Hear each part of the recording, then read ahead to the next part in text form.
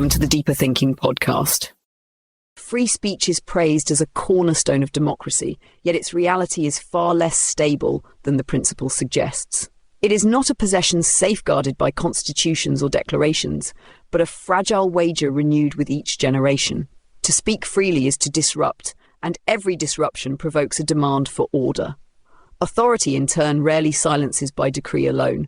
It reframes words as dangerous, floods the public sphere until meaning collapses, or teaches citizens to hesitate until silence becomes habit. History shows this pattern repeating in different guises. Socrates condemned for corrupting youth, Galileo tried for heresy, dissidents erased from memory, protests dissolved in paperwork, or jokes recast as subversion. The paradox never resolves. To permit all voices invites danger, but to forbid voices invites tyranny. Free speech survives only by enduring this contradiction, a turbulence that makes democracy both vulnerable and alive. The sections that follow trace this fragility through ancient trials, modern regimes, digital excess, and the private reflexes of fear, asking not how to secure free speech once and for all, but how to live with its risks and keep space for voices to be heard. Free speech is often celebrated as though it were a permanent possession, a treasure secured by constitutions, treaties, and declarations. But to think of it as settled is to misunderstand its nature. Freedom of expression does not exist as a solid inheritance. It survives as a struggle renewed with each generation. The paradox is immediate. To matter, speech must be disruptive. It must challenge authority, unsettle assumptions, shift boundaries. Yet every disruption produces resistance, for order thrives on predictability. A democracy that aspires to permanence cannot eliminate the tension without eliminating freedom itself. To speak freely is to engage in turbulence. The conditions under which a voice is tolerated are never fixed. They bend with crisis, tighten under claims of necessity, and expand only under pressure from citizens willing to risk speaking at all. The history of liberty is therefore not a march towards stability, but a record of interruptions. Every gain has been contested, every protection provisional. What survives is not certainty, but struggle. Authority rarely silences in blunt ways.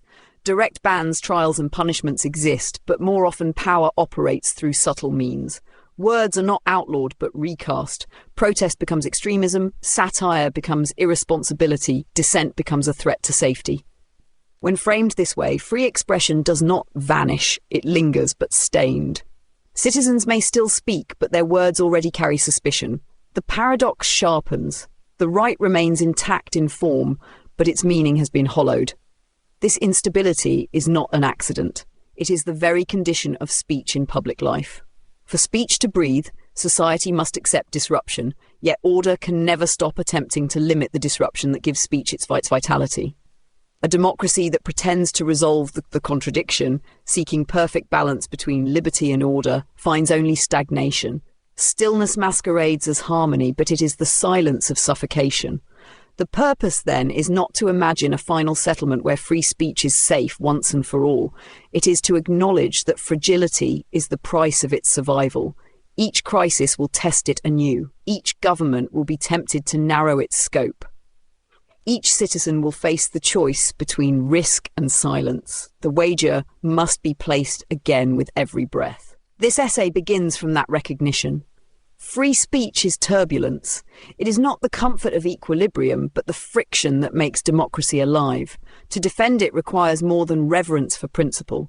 It requires vigilance, memory, and the courage to endure its dangers without erasing them. The following sections will trace how that paradox has appeared across history, and how, despite its wounds, speech persists when societies choose to live with its instability rather than bury it under the false promise of order.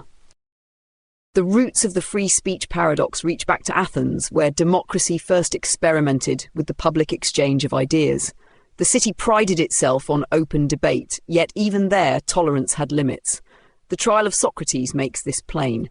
He did not raise an army, torch archives, or conspire in rebellion. His weapon was a question. By probing assumptions, exposing contradictions, and refusing easy answers, he unsettled the authority of the city.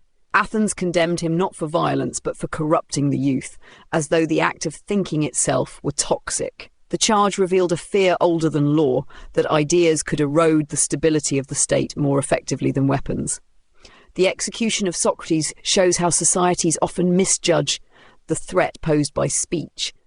Athens saw danger not in what he destroyed, but in what he revealed. To speak freely was to show that authority could be examined. That possibility unsettled the ground beneath the city's sense of certainty. The hemlock did more than silence one man. It warned every citizen what could follow if words seemed too disruptive. To question was to risk contamination. To listen was to risk complicity. This pattern has echoed across centuries. Galileo faced trial not for shouting in the streets, but for publishing careful observations that contradicted church doctrine. His telescope unsettled scripture by suggesting the earth was not the fixed centre of creation.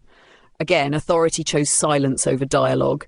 His books were banned, his findings suppressed, not because they carried violence, but because they destabilised the order of belief. In both Athens and Renaissance Italy, the suppression of thought exposed fragility. To forbid inquiry was to confess insecurity. These cases remind us that the line between speech and threat is drawn not by the content of words alone, but by how authority perceives them. A regime confident in its legitimacy tolerates discomfort, laughter, doubt. One insecure in its foundation treats questions as treason.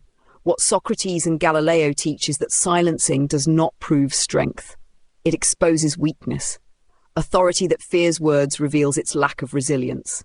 The lesson for the present is twofold. First, societies must resist the instinct to label questions as dangers simply because they unsettle. To equate discomfort with harm is to repeat Athens' mistake. Second, democracy must cultivate resilience in its institutions. A polity that can withstand criticism is stronger than one that punishes it. Legal protections, independent courts, and cultural habits of debate are not luxuries. They are safeguards against fragility disguised as strength. Socrates died for his questions, and Galileo was silenced for his discoveries. But their voices remind us that free speech is not safe when it is most needed. It is most needed when power trembles, when asking becomes dangerous. To defend it is to defend the possibility that authority can be challenged without fear of erasure. Authority rarely reaches first for the gag or the prison cell. More often, it reshapes the meaning of speech itself. This strategy of renaming is less visible than outright bans, but it can be just as effective in narrowing what citizens feel permitted to say. A chant in the square becomes incitement. A banner demanding reform becomes extremist propaganda. A joke becomes evidence of irresponsibility. The words still circulate, yet their meaning has been inverted. Citizens may still speak, but the speech has already been tainted. The tactic is ancient. When Galileo argued that the earth revolved around the sun, the church did not simply burn his telescope, it declared his science heresy. The word itself recast astronomy as sin. To listen was not to learn, but to risk the stain of corruption. Authority needed no bonfires once language itself performed the silencing. What mattered was not the content of his discovery, but the label attached to it. Centuries later, in Stalin's Moscow, satire whispered over tea could lead to exile or worse. The joke itself rarely reached the ears of the secret police. What mattered was the accusation. To laugh at the wrong moment was to be named subversive, destabilizing. Here again, authority relied less on controlling the content than on manipulating the frame. The word destabilization was sufficient to transform humor into crime. The same logic played out in the United States during the McCarthy era. Careers were not destroyed by published manifestos or calls for rebellion. They dissolved under suspicion. To be called a subversive, to attend the wrong play, or to sign the wrong petition was enough. The words might still exist in print, but their meaning was recoded as dangerous. To read them became an act of complicity. The text remained intact, while its reception collapsed under stigma. This method persists in democratic societies. A protest may not be banned, yet headlines call it extremist. A viral video may not be removed, but it is framed as misinformation before viewers even click. The stage appears open, the microphone untouched, but the meaning has been reshaped. Silence spreads not by removing words, but by convincing the public that those words are untrustworthy, corrosive, or dangerous. The strategy for defending speech against this quiet suffocation must be cultural as well as legal. Laws can protect the right to utter words, but vigilance must protect their value. Citizens need habits of questioning labels, refusing to accept recoding at face value. Journalists, educators, and civil society must resist framing dissent as deviance simply because it unsettles. The survival of free speech depends not only on the ability to speak, but on the insistence that speech retains its meaning, unwarped by the labels of those in power. Laughter has always unsettled authority, yet in the present it carries new contradictions. A throne may endure armies, but a single joke can puncture its aura of inevitability. Humour signals that power is not sacred, that its permanence can be mocked into absurdity. For this reason, regimes often respond to satire with unease. They do not always forbid it outright, but they reframe it as irresponsible, dangerous, or destabilising. The pattern is ancient, but its stakes are contemporary. History offers familiar lessons. Roman poets mocked emperors in verse until ridicule itself became a constant hum, tolerated only at the edges of authority. Stalin's Moscow showed the opposite extreme. A whispered joke could cost years in prison. McCarthy's United States revealed how, even in a democracy, satire could be labelled subversive, with careers collapsing under suspicion. In each case, laughter exposed the fragility of order. Yet history also reminds us that humour does not always liberate. It can be blunted into background noise, or worse, wielded as a weapon of propaganda. Today, satire moves at digital speed. Memes, parodies, and late-night comedy shape public understanding of politics as much as official speeches. Jokes circulate faster than legislation. They ridicule leaders, policies, and scandals, sometimes sparking debate that formal institutions ignore. But the same tools that empower dissent also empower manipulation. Memes have been deployed not only to mock the powerful, but to normalize extremism, spreading irony-laced propaganda that hides its venom under laughter. Humor can shield the speaker from accountability. Just joking becomes a defense, even when the effect is corrosive. The paradox sharpens. Laughter destabilizes authority, but it can also stabilize prejudice. What matters is not only who laughs, but how that laughter circulates and is framed. Authoritarian governments recognize this. In Turkey, comedians face charges for mocking leaders. In Russia, satire that once thrived online has been recast as disloyalty, with comedians exiled or silenced. In the West, the chilling effect appears less through prison than through campaigns to discredit satirists as irresponsible or dangerous. The target is the same: make laughter suspect, strip it of its legitimacy as dissent. Strategies for defending satire must therefore be precise. Legal protections for comedians and satirists are essential, ensuring that parody is treated as speech rather than incitement. Cultural defence matters too. Citizens must resist narratives that paint irony as corruption, recognising instead that mockery is a civic resource. Digital spaces must be scrutinised, not to suppress humour, but to expose how it is manipulated to serve authoritarian or extremist ends. To laugh freely is not to trivialise politics. It is to assert that power can be questioned without reverence. Democracy breathes more fully where ridicule is permitted, but it also demands vigilance so that satire does not become another mask for silencing. Laughter remains a double-edged freedom. Its danger to authority is real, but so too is its danger when authority bends it toward its own ends. Suppression often appears not through violence but through paperwork. Authority does not always need prisons when it can rely on forms, permits, and delays. Bureaucracy can suffocate expression more effectively than blunt bans, because it disguises silencing as procedure. A society accustomed to paperwork accepts narrowing as routine, mistaking erosion for order. History illustrates this drift. Under apartheid in South Africa, censorship rarely arrived with spectacle. Plays were not immediately outlawed, but delayed for review, sometimes indefinitely. Manuscripts were returned with requests for revision, then lost in further rounds of approval. Each step seemed minor, administrative, but together they drained energy until voices fell silent. Artists grew weary not from fear alone, but from fatigue. The silence spread not through sudden force, but through exhaustion. In Stalin's Russia, samizdat, works typed and copied by hand, circulated privately, yet most citizens never risked copying at all. To publish required navigating endless rules, approvals, and committees. Even when no explicit prohibition appeared, the weight of procedure discouraged speech before it began. The silence was not commanded, it was processed. The pattern emerged again in the United States after September 11th. Laws multiplied, each presented as temporary, targeted, necessary. Surveillance widened, detentions lengthened, freedoms narrowed. Citizens adapted to new norms because each measure felt incremental. What began as emergency hardened into routine. The silence that followed was not terror, but compliance. The square today mirrors this erosion. Protesters arrive with placards, yet must file for permits. Applications are delayed, modified, or denied. Demonstrations are rerouted away from government buildings until visibility disappears. No soldier fires into the crowd. No decree announces a ban, yet the effect is the same. The protest withers. Authority thickens procedures until speech collapses under the weight of its own administration. Strategies for resisting bureaucratic suffocation must recognize that silencing hides in the ordinary. Citizens cannot wait only for dramatic assaults on freedom. They must notice the small erosions, the delayed permit, the shifting requirement, the narrowing regulation.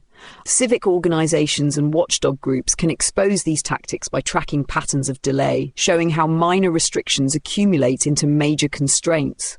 Legal systems must scrutinize not only outright bans, but also excessive procedures that disguise censorship as balance. Democracy requires vigilance not just against overt repression, but against ordinary erosion. Fire alarms awaken resistance, but small steps pass unnoticed.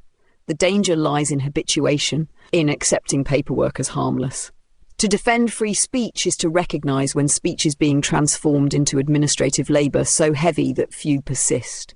Silence does not always arrive with force. Often it arrives with a stamp, a signature, a file quietly set aside.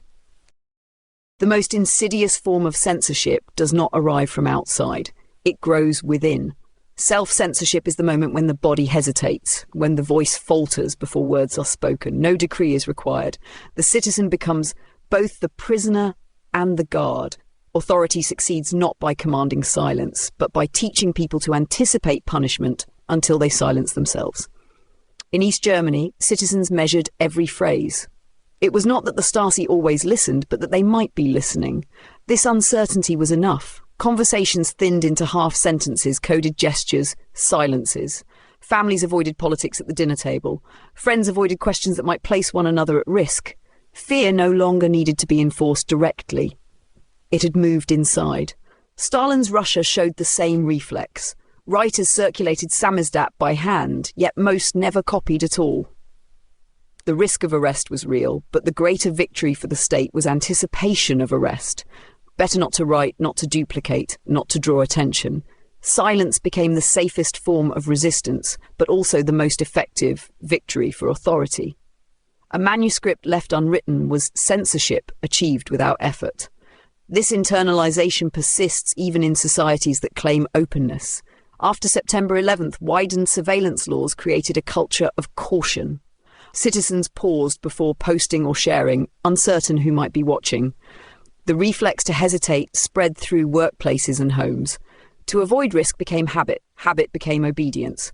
Speech narrowed without a single word being outlawed. The danger of self-censorship lies in its permanence. Laws can be repealed, punishments lifted, but once the body learns to choke back its voice, the reflex endures. A pause becomes routine, then identity. The habit of silence can outlast the regime that inspired it. To defend free speech is therefore not only to resist external threats, but to resist the reflex within. Strategies against self-censorship must focus on solidarity. Individuals break silence more easily when they know they are not alone. Whistleblower protections, support networks, and cultural traditions of dissent give courage to voices that hesitate. Education can train citizens not only to value speech in principle, but to practice it in daily life, learning to unlearn obedience. Yet the risk remains. Even with protections, hesitation lingers. The silence of survival can become the silence of complicity. What saves the individual weakens the collective. A democracy that teaches its citizens to calculate every phrase teaches itself to live without words. To resist self-censorship is to reclaim not only the right to speak, but the reflex to do so. Without that recovery, freedom decays, not through prohibition, but through habit, one pause at a time. Silencing does not stop with the present. It reaches backward, erasing memory until past voice seem never to have spoken. This is more than censorship. It is erasure, a rewriting of history that convinces citizens there was nothing to remember. When speech disappears from memory, its absence feels natural. The silence becomes deeper than prohibition. It becomes the frame of reality itself. History is marked by these voids. The Inquisition left records of trials but burned the banned texts. What remains are fragments, lists of titles, hints of what once circulated.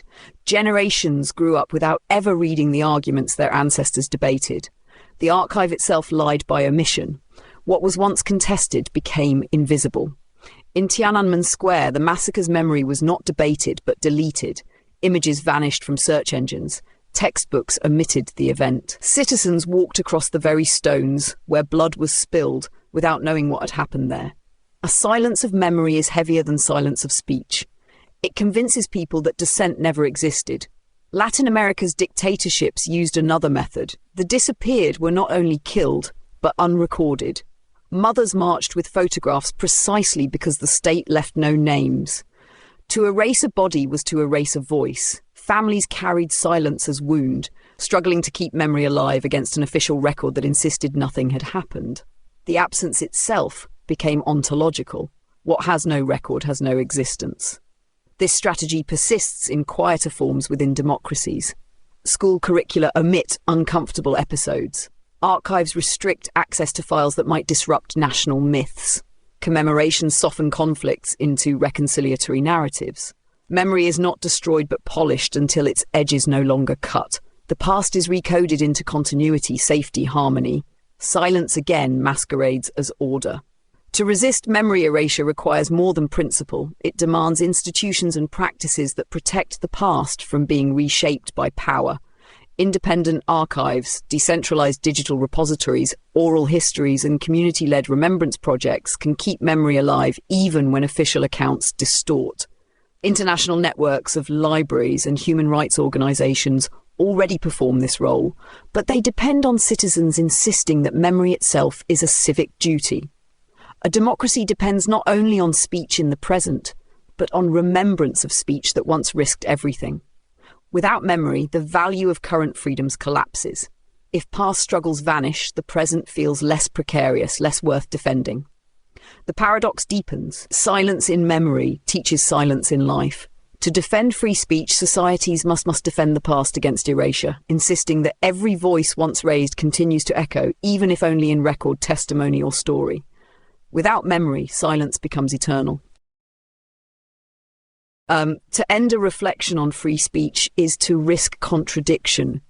The subject resists closure because it survives not through resolution, but through constant struggle. The temptation is to seek balance, a final formula that secures liberty without risk. Yet history shows no such equilibrium. Free speech remains turbulent because it must. Still, turbulence does not mean helplessness. Societies can develop practices that allow freedom to endure even under strain. The challenge is not to eliminate the paradox, but to live within it. One safeguard lies in law. Constitutions, courts, and charters provide a framework that protects expression against sudden suppression. Legal victories have mattered. The US Supreme Court's defense of civil rights marches in the 1960s, or the European Court of Human Rights striking down censorship laws. Yet legal texts remain vulnerable unless citizens insist on their enforcement. Rights on paper are fragile without vigilance in practice. Cultural habits are equally vital. A society that treats disagreement as corruption cannot sustain liberty. Democracies must cultivate resilience in the face of discomfort. Satire, protest, and offence are not accidents of freedom, but its pulse.